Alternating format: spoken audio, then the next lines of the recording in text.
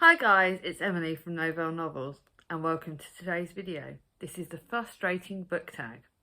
Now I was tagged in this a while ago by the lovely Tori from Hufflepuff Discovery and it's taking me a bit of time to do, but guys, I need you guys to start tagging me again because I've got no tag videos for August. I've got none. Everyone's forgotten me. How could you forget me? Please start tagging me again because I'm kind of in a bit of a trying to think of video ideas for August.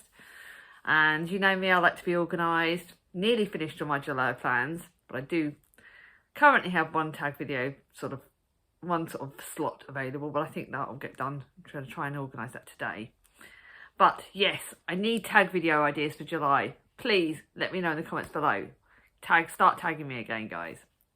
Anyway, enough rambling. Let's get on with the prompts. The prompts seem to be quite long-winded, so you know me, I'll cheat, I'll link Tori's video, so that'll have the tags with it, because I will probably word it wrong, you know me. Anyway, let's get on with it. So the first prompt is number 1. Name a book that you predicted would be 5 stars, but wasn't. And I remember this one. I had to look at my 5-star prediction list. In fact, I need to probably do another 5-star prediction list. Maybe that's a video idea. So this one I predicted would be 5 stars, but it only ended up being 4. Now, yes, 4 is good, but 4 is not 5. It just was kind of still quite contemporary,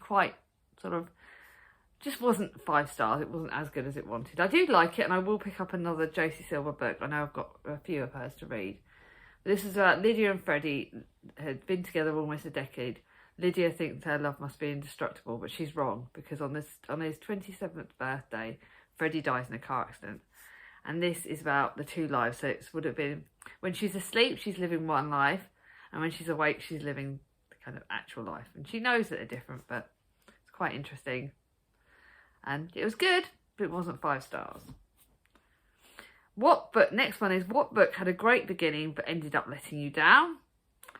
Had to think, decided on Little Dorrit because that was 5 stars at the start. It was the first half of it was brilliant, fantastic, really exciting. I thought, yay, Dickens has got me, and then it just went boom, right down the flipping gurgler, and I rated it 3 stars.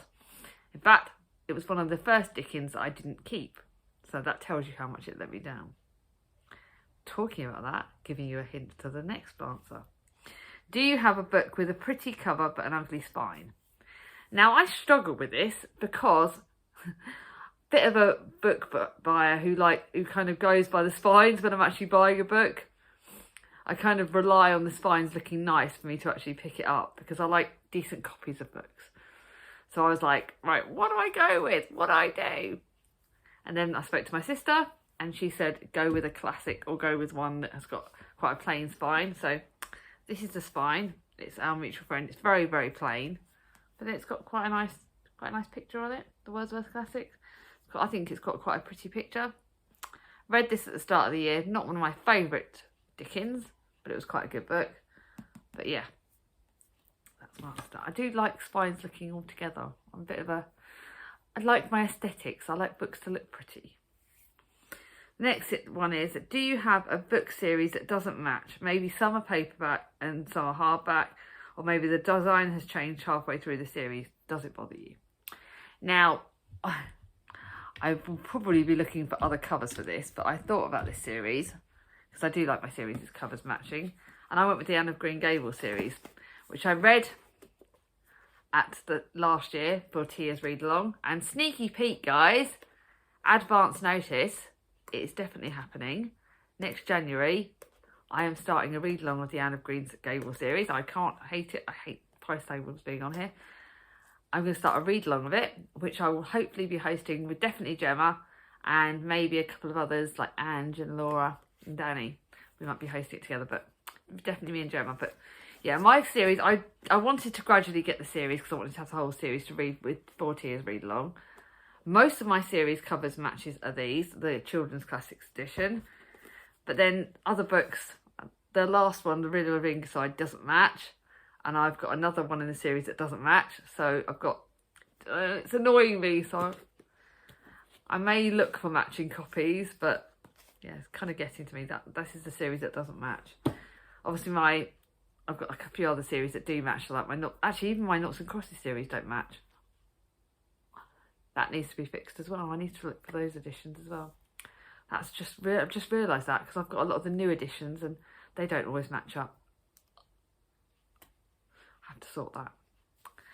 So those are actually the two series. I've just realised I've got two series. I've got that and I've got the Noughts and Crosses. Another sneaky peek. Friggin' loving the Noughts and Crosses series. The best. One of the best series ever.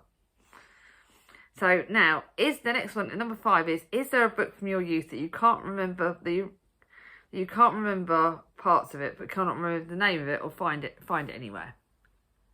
No. I know that I read the Sweet Valley High books as a child. Don't remember the names of all of them individually. But no, in general, if I can't remember it, then surely I wouldn't remember parts of it. I don't kind of connect with that theory quite a bit. Like I said, I know obviously I read the Roald Dahl books and the witches and, you know, things like that. And I obviously read Heidi. But I don't remember anything else. Charlie, or if Mum, if you're watching this, comment below. Let me know if there's any that you know I read and I'm not remembering. Or even Uncle Michael, if you're watching it, let me know. Because I can't for the life of me think of any that I've read that I don't remember. Sorry. Number 6. Are there any books you're certain you've read but you can't remember anything about it? I know for a fact that when I was in my contemporary phase, at some point in my 20s, I read a lot of Jane Green books. I read a lot from the library a few years ago. Can I remember any of them? Can I? Heck. I know one of them was called Jemima J. Do I remember it? No. I don't know whether to re-look at it or because they're quite older contemporaries, I won't like them now because I've known some of Lisa Jewell's earlier works. And even some of my favourite author, one of my favourite authors, Jenny Colgan. I remember some of her earlier works don't live up to her later works, in my eyes. That's personally my eyes. But I know for a fact that I read Jemima J. I think I read Baby Proof or something else from her. But I don't remember it at all. I don't remember any of them. Let me know, guys. Should I try and reread them? I don't know. I really don't. Next one, number 7.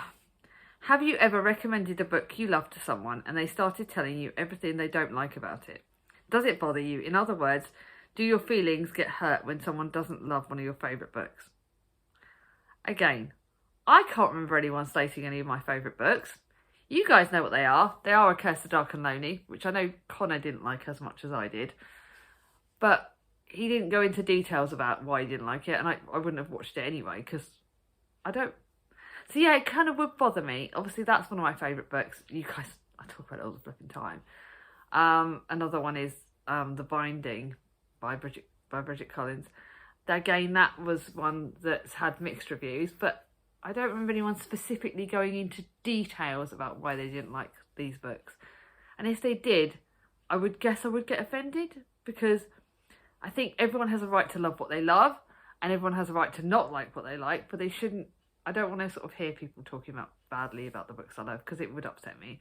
You know me, I'm sensitive. I do get upset by silly things, but again, I respect everyone else's opinions. But I think if someone deliberately came up to me and started dissing my books, I would probably get upset. Yeah, I don't remember anyone doing it. Or am I just not remembering because I'm daft? The way I'm feeling this morning, anything would get me upset. I've had a morning. Okay. Number 8, what is your worst experience about lending a book to someone? I don't have many of my fellow book lovers here to lend them books. Gemma's got a few of my books, but I know I'll get them back whenever. But the only one that makes me laugh, and I'm saying it in a funny way because I don't know if Charlie watches, my sister Charlie watches these videos, but because she's not as much on here. But the only thing I'll say, and I say it in a jokey way because obviously she's my sister and I adore her, but she has had my copy of The Flat Chair for donkey's years. And I will get it back eventually. But alternatively, I've got about 3 or 4 of her books at least on my shelves that I've had for nearly 2 years, and I haven't given them back to her. So that's the only thing. Me and her, we'll get them back when we get them back. But that's about as jokey as it gets, because I know she's got my copy of The Flat Chair. I know I'll get it back, but she's just had it for a while, and I've had her books for a while. That reminds me, actually, just thought of an idea. You guys have just challenged me. There you go. I'll get that round to it. My brain is all over the place today. I'm sorry about this random tag video being a bit random. Okay, lastly, penultimately, sorry.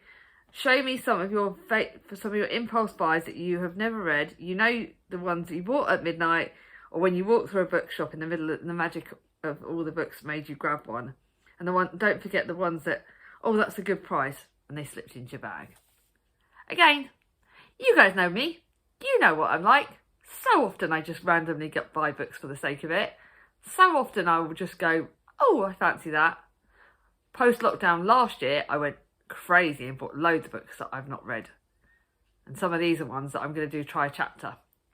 So I think I might do my try chapter on the ones that, obviously, I've got, that I bought that I don't know why I bought or what. But I might do another video on books that I've borrowed that I need to get around to. And try a chapter on those. So try a chapter on borrowed tags. What do you think? Can't remember when this is going out. But what do you think? If you guys get to this, try a chapter on borrowed books. Let me know. I might try that. Let me know if you think I should. Go on. Anyway, let's show you these. So this I bought last year. I bought it for my birthday money. I think I've already done try a chapter, or this is a sort of scarier book.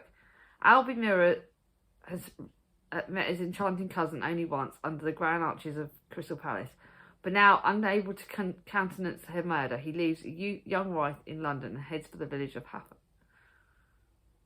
This looks scary as. I bought it because I think I bought it at the works because it looked really scary and I thought I'd try it. Tragedy, only half a step away. But the fact that it's scary was kind of like, it was one of those impulse ones where it was in offer at the works and I was like, yeah, let's just get it. I've not heard many people talking about it though, so I do need to try it. The next one was a book that I purely bought because, hey, the author's called Emily. And it's a Tudor book. So I didn't even read the back. It said Tudor, it said author Emily. I got it. And this is about Lady Jane Parker. You guys know that I felt for her. I really did. Lady Jane Grey, but she feels out of place in Henriette's courtly world until she meets the handsome George Berlin. Overjoyed when her father arranges the marriage, a relation is cut short when she meets Anne. Lady Jane Parker, now she was the one that married, she's been slated quite a lot in the books because George Berlin was a bit of a weirdo. He was devoted to Anne and Mary, but he had a real bad stage, so this is quite interesting. But I only picked it up because it was, again, Tudor, Emily. The next one is one I'm trying to decide when I save this for. I bought it purely because it had the word suffragette in it. Suffragette, Autumn, Woman, Spring. The story of two people whose experiences amidst the Titanic disaster led them to different routes into the heart of the suffragette movement. I want to get to this. I need an incentive. Does anyone want to buddy read it with me? Does anyone think I need to push it? I bought it purely because of the suffragette thing and me and my suffragettes. But there's something not been drawing me to try it. So let me know if I should. Okay guys, so this video is going to be in 2 bits because my sister's just called me. The last book is The Year of the Runaways, which I picked up in the pound shop because it was £1. And no other reason. I wanted to try it. It sounded like a book that I wanted to try. It sounded a bit different. Had the word Man Booker Prize 2015 shortlisted. And that's the only reason I got it for £1. So that's it. That's the only reason I added it to it. So these are my impulse buys. This is a bit crazy. Just to make you, the last prompt is just to make you hate me more. How many unread books are on your shelf? And I've just updated it. The day that I'm filming this, it is 453, which is down 2 from the start of the month. Which isn't bad considering I'm filming this on the 10th. Next bit is to tag people. And I'm tagging Berna from Berna's Bookish Adventures, Nell and Scott from Gunpowder Fiction and Plot, and then lastly from Kelly from Cozy Reader Kelly. If you like this video, give it a thumbs up. If you're new to my channel and not subscribed yet, ring on my ding-a-ling. And I'll see you all soon. Bye bye.